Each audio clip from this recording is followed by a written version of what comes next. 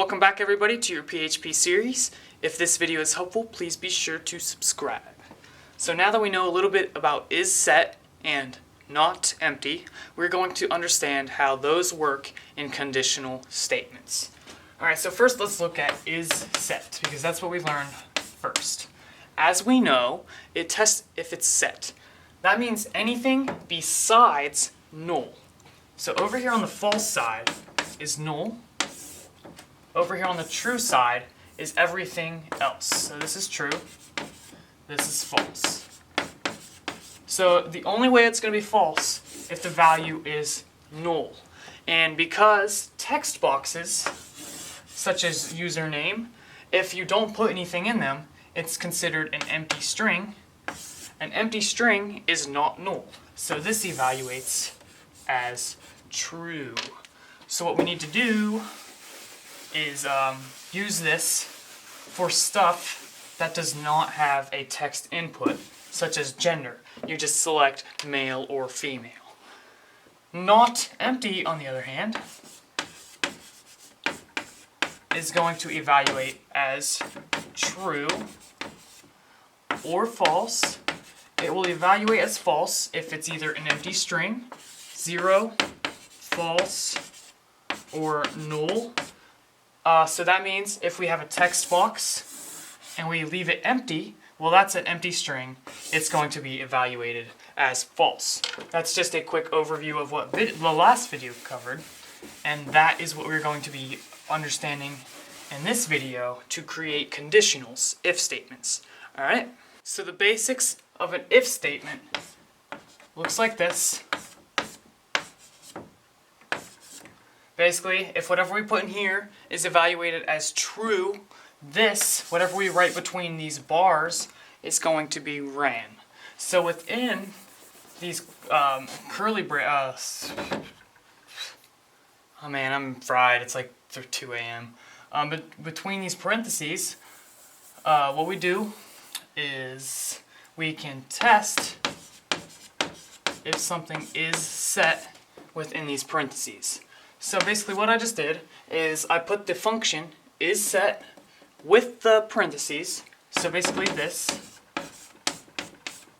I put that within a set of parentheses. So that means this right here goes within parentheses. That's why you have 2 parentheses at the end. So basically isSet parentheses, all of this goes within a pair of parentheses. So you get this double parentheses thing. So I'm just going to rewrite this so it's clear. If isSet, and then we run it. Well, we have to test something if it's set or not. Well, what we can do is within the isSet we use something such as request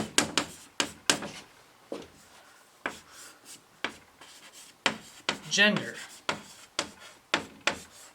So this represents the value that someone put into our HTML form.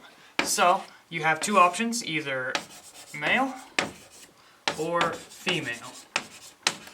If you check this, well then it's set. If you don't check anything, it's not set. If you check this, it's set. So if you check either one, it's set. If you leave it blank, it's not set. Pretty self-explanatory. Well, we can put this within the isSet function. So now, this is what we have.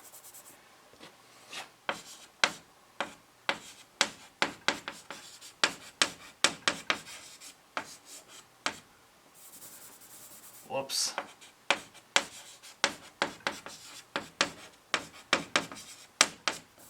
Request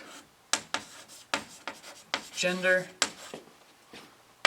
and we close with the square bracket, close the isSet function, so all of this, and then we close the if statement, and then we have an open brace. So this is the complexity of just testing if gender is set. So how does this all work out? Alright, we look. I always start in the middle, and I'll work my way out. So first, we have gender within the square brackets. This points to an HTML form which had the two options, either M or F, right? Now, what we do from there is we say if they put a value, so if this is set, it's going to evaluate as true. Pretty simple. Then, within our if statement, because it evaluates as true, whatever we have within these curly braces is ran. So what we can do, if it has a value, we can assign it to a shorthand variable, for example. So, gender equals, well, is assigned, I should say,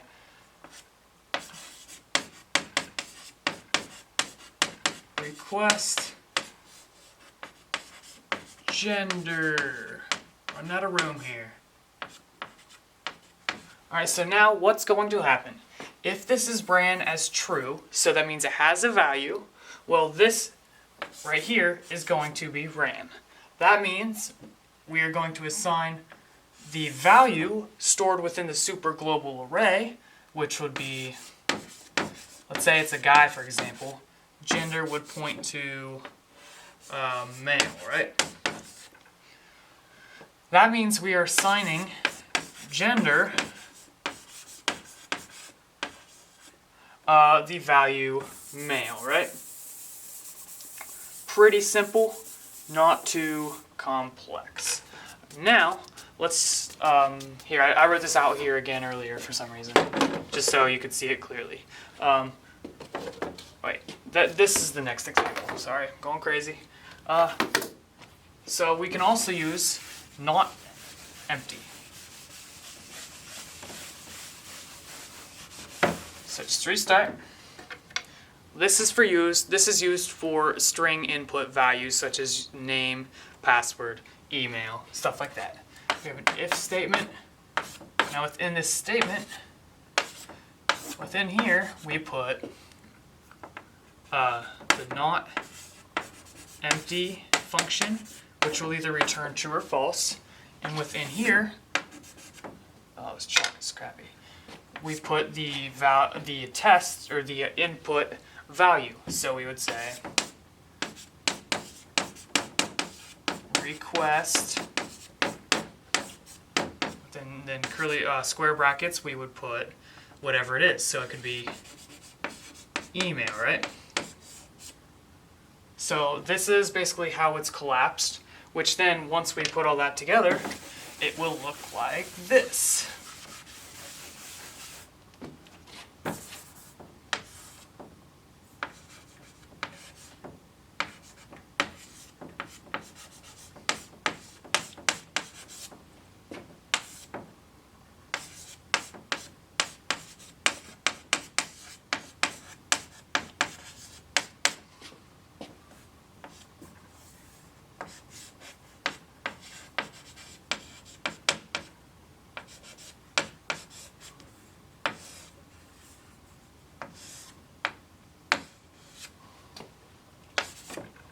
Pretty complex, but it's really not that bad.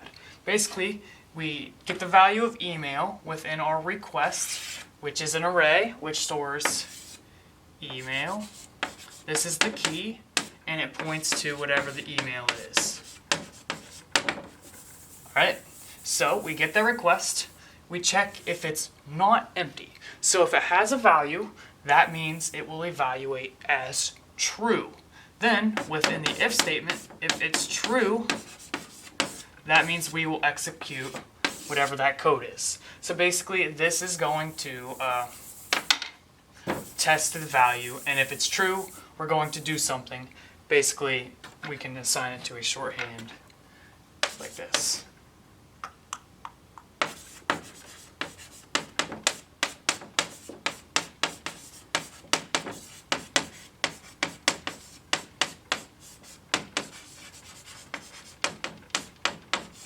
Boom. Boom. So that means if it has a value, assign it to the shorthand variable email. Does That way we can easily use it as a string in the future. Or if it's false, we could make it null. So let me just show you what I have here. Basically, let me just show you here. If it's not empty, the request name, then that means it has a value, which means we assign it to the shorthand variable name. If it doesn't have a value though, we set name equal to false, or null, sorry. We set it equal to null, which means later in our script, we could say, we could test it, so once it has a value either null, alright, let me just explain this, alright. As you can see, we assigned it the value null if it doesn't have a value. So if it has a value, it gets whatever the value is as the shorthand variable. If it doesn't have a value, we set it to null. That means later in our script, we could do a test like this. If email, and then we can open our if brackets. So what this is going to do is it's just going to test the value of email. So that means if it's true, it's going to have the value of whatever the email is. If it's false, then that means it's null. So basically, if this was the one executed, it's going to have this value.